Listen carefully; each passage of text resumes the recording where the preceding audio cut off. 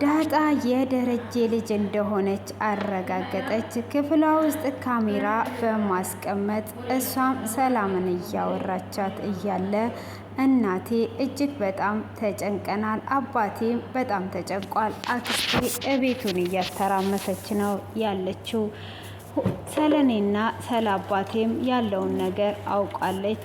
ስለዚህ አባቴን እንዴት ነው ትቼ የሚሄደው? በማለትም እንግዲህ ዳጣ ሰላምን እያወራቻት በነበረበት እሷ ባላየችበት አጋጣሚ ክፍሏ ውስጥ ካሜራ አስቀምጧ ነበረ። ዳጣም ይሄንን ሳታቅ ሁሉንም ነገር ታወራለች። እንግዲህ አክስታቸው እጅግ በጣም ወጥሯ ይዟታለች። ዳጣንም በመጀመሪያ በመጥራት አንቺ የማ ልጅ ነሽ? ቀጥታ የደረጀ ልጅ ነሽ፣ አንቺማ የደረጀ ልጅ ነሽ ብላ ትላታለች። እሷም እኔ የደረጀ ልጅ አይደለውም ብላ ስትላትም ታዲያ እዚህ ቤት ምንድን ነው የምትሰሪው? ለምንስ ነው እዚህ ቤት የተቀመጥሽው? በማለት ትጠይቃታለች። እሷም በምትጠይቃት ሰዓት እኔ እንደዚሁ ነው የተቀመጥኩት፣ ደሞስ ምን አገባሽ እትዬ ሳትጠይቀኝ አንቺ የምትጠይቅኝ ምንስ አግብቶሽ ነው ብላ ትላታለች። እሷም እንግዲህ እኔ የደረጀ ልጅ እንደሆንሽ አውቃለሁ ብላ ስትላትም የታለሽ መረጃ ብላ ትላታለች። መረጃማ ቢኖርሽ ጥሩ ነበረ፣ እኔ አይደለውም ብላ ትላታለች። ከልጆቹ ጋራም ትመሳሰያለሽ ብላ ስትላትም አሀ ልታወጣጭኝ ነው እንጂ እኮ የደረጀ ልጅ እንደሆንኩኝ የታለሽ መረጃ? በዘዴ ልታወጣጭኝ፣ እኔማ የደረጀ ልጅ አይደለውም ብላ ትላታለች። አየሽ በዘዴ ላወጣጣሽ አልኩኝ እንጂ የደረጀ ልጅ እንደሆንሽ ደግሞ አንቺ በዙር አመንሽ ብላ ትላታለች። የደረጀ ልጅ አይደለውም ብላ አሁንም ሽምጥጥ አድርጓ እንግዲህ ለአባቷ ስትል ትክዳለች። ኤሚም እንግዲህ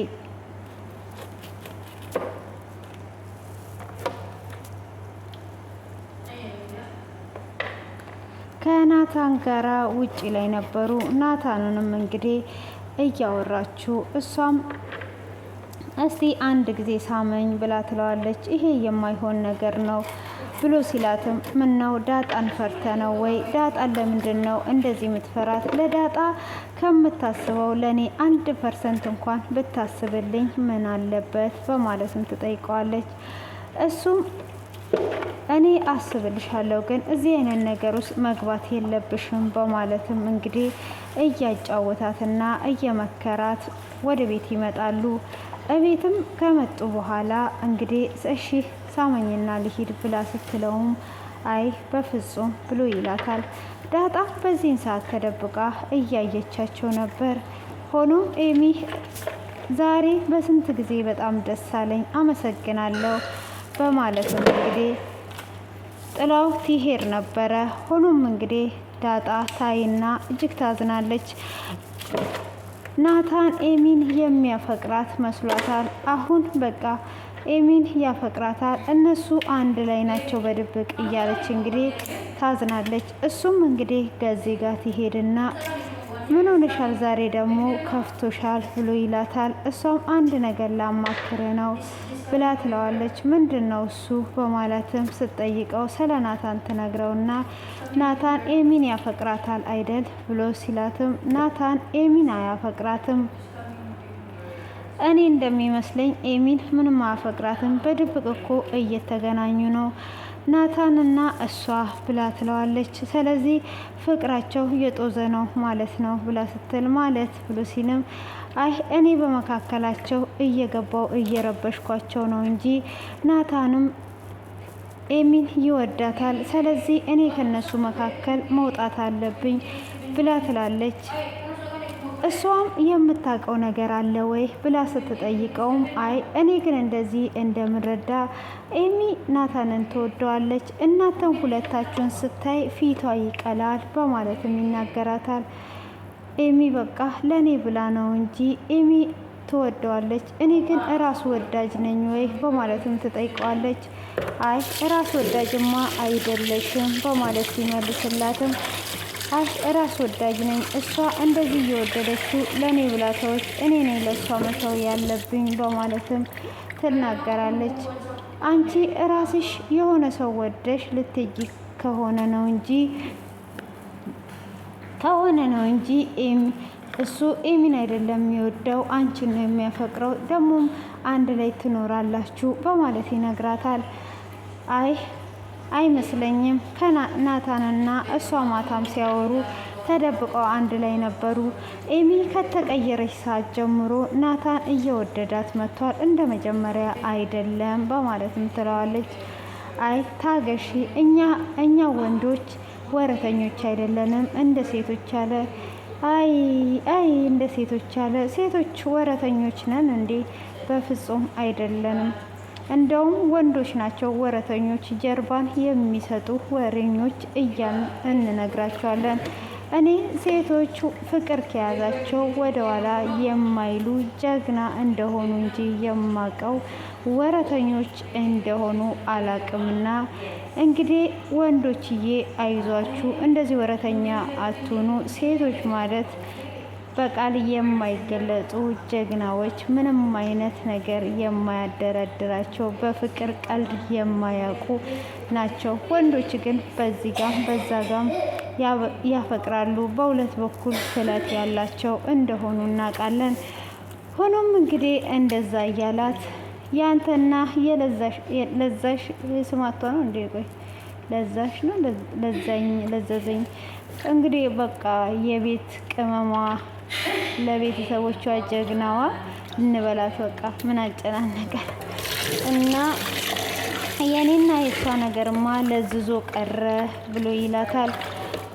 እንዳትተዋት ገዜ፣ እንደዚህማ እንዳትተዋት፣ በጣም ነው የምታፈቅር። አረ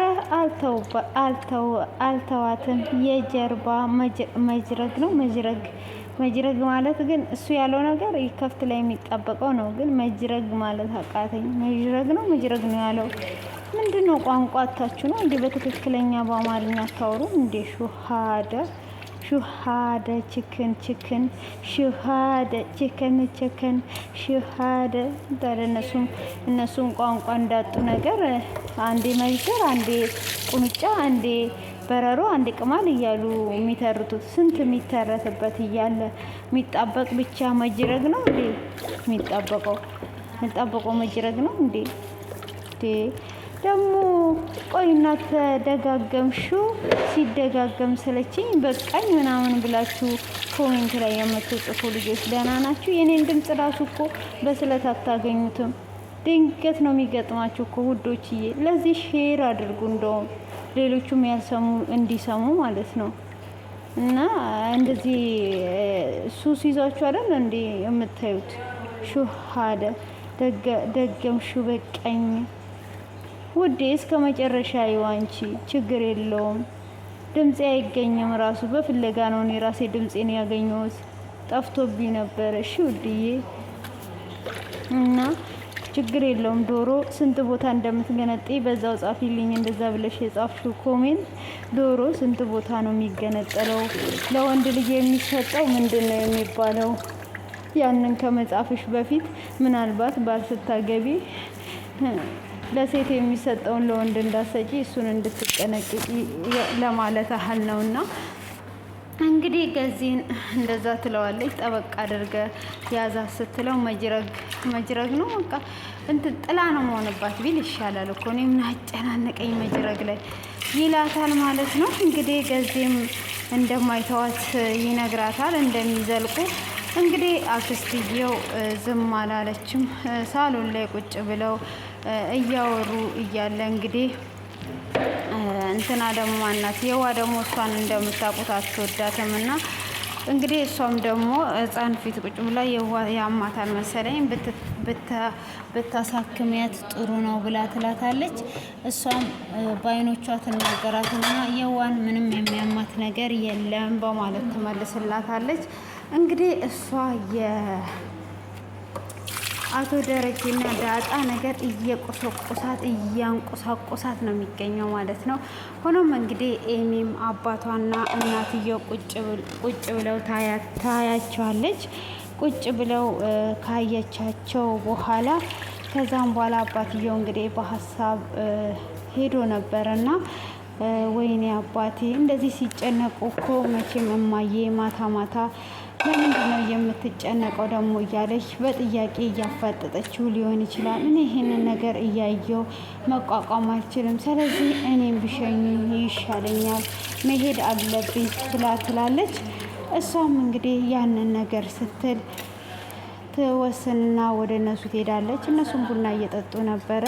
እንግዲህ አክስትየው ደግሞ አርዶ ይሄ ጥቁሩ ጋምቤላው እሱ እያስፈራራትና አንድ ላይ መጀመሪያ ይተዋወቃሉ። እንግዲህ እንትን እያላት ነበረ ማለት ነው። እየጮች ላበላብ እስክትሆን ድረስ ማርቲ እያለች ስትጠራ እየሄደችላት ኤሚ ነበረች እና ስጠይቃት ነበረ። አረ ከዛም በኋላ ደግሞ አርዱን አገኘዋለሁ አልለቅም እያለች ነው ያለችው ብላታ ያለች። ከዛን ደግሞ ማርታም እኔም ያየሁት ትዳሬ ሲፈርስ ነው፣ ደረጀም እንደዛው ይቃጃል፣ ማናት የዋም እንደዛ ትቃጃለች፣ ምንድን ነው ይሄ ነገር ብላ ትላለች። እሷም እንግዲህ እንደዛ በምትልበት ሰዓት እንደውም ለምን ይሄንን ቤት ለቀን አንሄድም ብላ ታስባለች። እሷም ይሄንን ቤት ለቀን መሄድ አለብን፣ ይሄንን ቤት መልቀቅ አለብን ብላ ስትለው ልክ ነሽ፣ በቃ ይሄንን ቤት ለቀን እንደውም ጥሩ ሀሳብ ነው፣ ወደዛኛው ቤት እንሄዳለን በማለት እንግዲህ ይስማማሉ ማለት ነው። እንግዲህ ወደዛኛው ቤት ለመሄድ ከተስማሙ በኋላ ኤሚም እኔ ከዚህም በፊት ልጁ የሞተ ጊዜ ከዚህ ቤት ለቀን እንሂድ ስል እምቢ ብለኸኝ ነበረ ብላ ትለዋለች። እኔ ማርቲ ጎጆ ቤት እንኳን ይዟኝ ብትሄድ ከእሷ ጋር ለመሄድ ፈቃደኛ ነኝ ብሎ ይላታል። ካዲያ እኔ የምልህን ነገር አሰማም ማለት ነው ብላ ስትለውም አይ አንቺ የምትይኝን ሳይሆን እሷ የምትለኝንም አንቺም ለምንድን ነው እንትን ያለቀው ነጭ ሽንኩርቱ አሁን ለመፍጨት ያስፈልገኛል ማለት ነው። እሺ በቃ መፍጨት የማይቀር ነገር ነው ማለት ነው። በማንኛውም ይሁን እንግዲህ ምንም ማድረግ አይቻልም። ለምን አለካ አይባልም፣ ዋና ማለቅ ነው።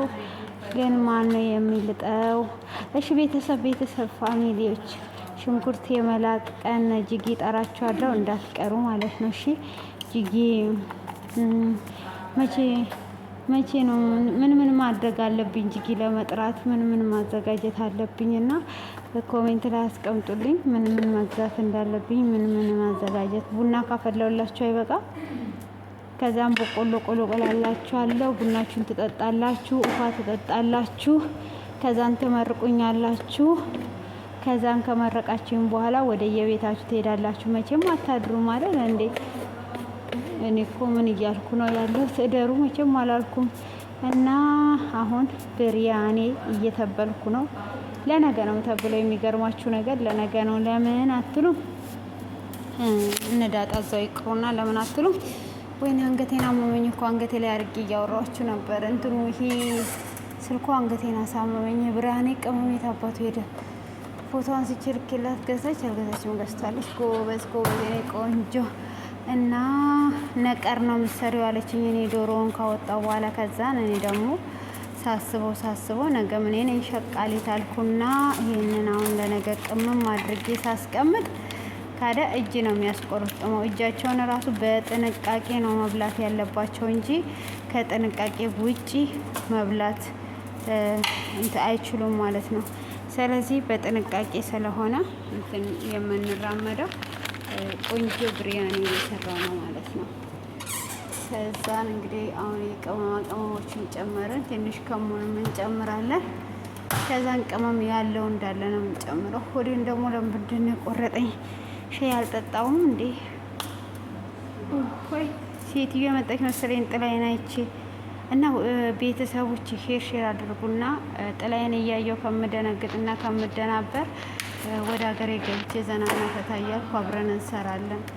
እሺ እየተንከባለልኩ ስፖርት እየሰራው ከፈለጋችሁ እየተረኩላችሁ ከፈለጋችሁ እንትን ኮርኩም ያላችሁኝ ቂም የያዛችሁበት ሰው ካለ ሄጄ እየኮረኮምኩላችሁ የቅመሙ ነው የጠቆረው እና ሄጄ እየኮረኮምኩላችሁ የምትፈልጉትን ታዙኛላችሁ። በቃ ችግር የለብኝም። ለዚህ ሼር አድርጉና ላይክ አድርጉና አበረታቱኝ። ኮሜንት ላይ ሀሳባችሁን ግለጹልኝ እላችኋለሁ ፋሚሊዎቼ። እና እችን ቀማም አድርገናል፣ ፍሪጅ እናስገባታለን። ከዛን እንግዲህ ሻያችንን አፍልተን ሻያችንን እየጠጣን እንትን እንላለን። ጓንት ደግሞ አልቁብናል። ጓንት አስፈላጊ ነው፣ በተለይ ብሪያኔ ምናምን ስንከብት እና ፊታችንን ስንቀባ ስቀልዳችሁ ነው። ፊታችንንማ እጃችንን እያስነካን ማሳጅ ስናደርግ ነው ሰው መሆናችንን የምናስታውሰው። ካለበለዚያ ይሄን ጨርቅ ፌስታል ፊታችን ላይ ስናደርግ ሰው መሆናችንን እንረሳለን። ለዛ ነው